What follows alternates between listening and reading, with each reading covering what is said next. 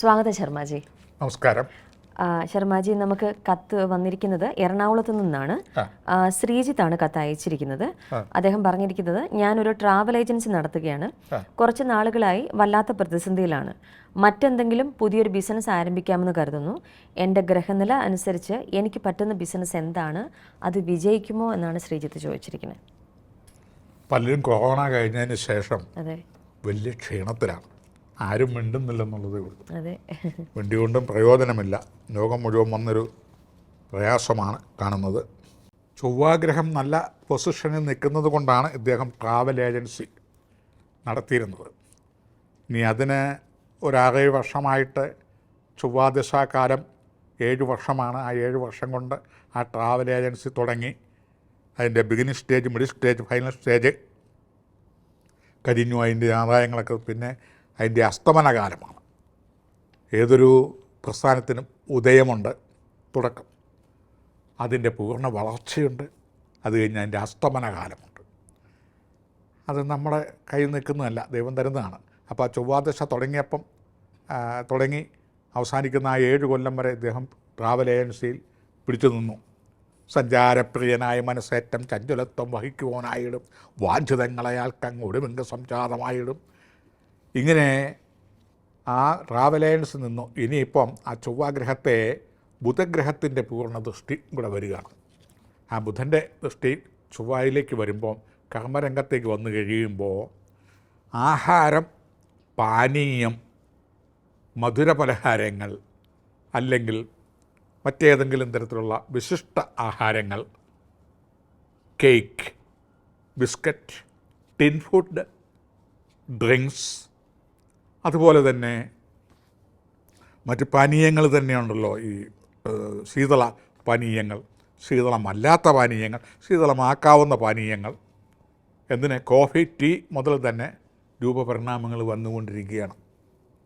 ഇങ്ങനെയുള്ള ആഹാര സാധനങ്ങൾ, അതുപോലെ ആരോഗ്യകരമായ ഫുഡുകൾ, ബേബി ഫുഡ്, ഇങ്ങനെയൊക്കെയുള്ള കാര്യങ്ങളൊക്കെ ആഹാരവുമായി കാറ്റിറങ്ങി നല്ല വിശിഷ്ടമായ വ്യക്തികൾക്കിരുന്ന് ആസ്വദിക്കാൻ, കല്യാണവും ഫംഗ്ഷനും ഒക്കെ കഴിയുമ്പോഴത്തേനും നല്ല biryani,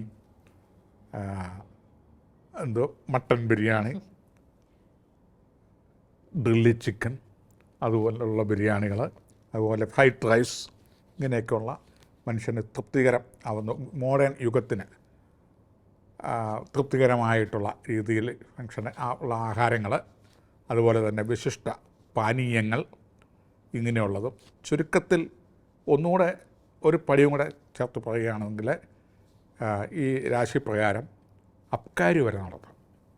brandy, whisky, rum, beer, ഇങ്ങനെയുള്ള ലഹരി സാധനങ്ങൾ വരെ വേണമെങ്കിൽ വിൽക്കാനായിട്ട് സാധിക്കും. 18 കൊല്ലം ചൊവ്വ കഴിഞ്ഞ് ഇനിയിപ്പോൾ രാഹുവാണ്. 18 കൊല്ലമാണ്. ആ രാഹു വളരെ ആകർഷണ ശക്തിയുള്ളൊരു ഗ്രഹമാണ്. അങ്ങനെ പിണ്ടാണ്ടമായൊരു ഗ്രഹമല്ല, കറണ്ട് പോലെ നമുക്ക് അനുഭവത്തിൽ ശക്തിയുണ്ട്. അതൊരു സാങ്കല്പിക ഛായ വിഷഗ്രഹമാണ്. ഏതായാലും ടിൻ ഫുഡ്, ബേക്കറി ഐറ്റം, ശീതളപാനീയം, അബ്കാരി, അതുപോലെ തന്നെ വിശിഷ്ട ആഹാരങ്ങൾ, വിശിഷ്ട പാനീയങ്ങൾ, ഡെർബർ പാനീയങ്ങൾ, ഇങ്ങനെയുള്ളതൊക്കെ ആയിട്ട്, അതുപോലെ തന്നെ പ്ലെയിനിലൊക്കെ കയറുമ്പോൾ ടിന്നിനകത്ത് കുടിക്കാനുള്ള സാധനങ്ങളൊക്കെ കിട്ടൂലേ, അതൊക്കെ വളരെ വിലപിടിപ്പുള്ള സാധനങ്ങളും ലാഭമുള്ളതുമാണ്.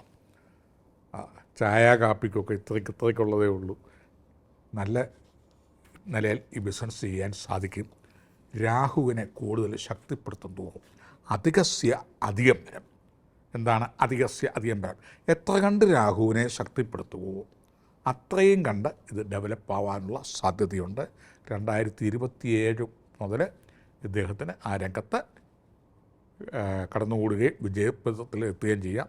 ഈ കാലഘട്ടങ്ങളിൽ കൂടുതലായിട്ട് ബന്ധപ്പെടുകയാണെങ്കിൽ ബാക്കി കാര്യങ്ങൾ വിശദമായി നോക്കി അതിൻ്റെ കംപ്ലീറ്റുള്ള അഭിവൃദ്ധിക്ക് വേണ്ട കാര്യങ്ങളെല്ലാം അന്നേരം പറഞ്ഞു തരാവുന്നതാണ്. അതുവരെ നന്ദി, നമസ്കാരം.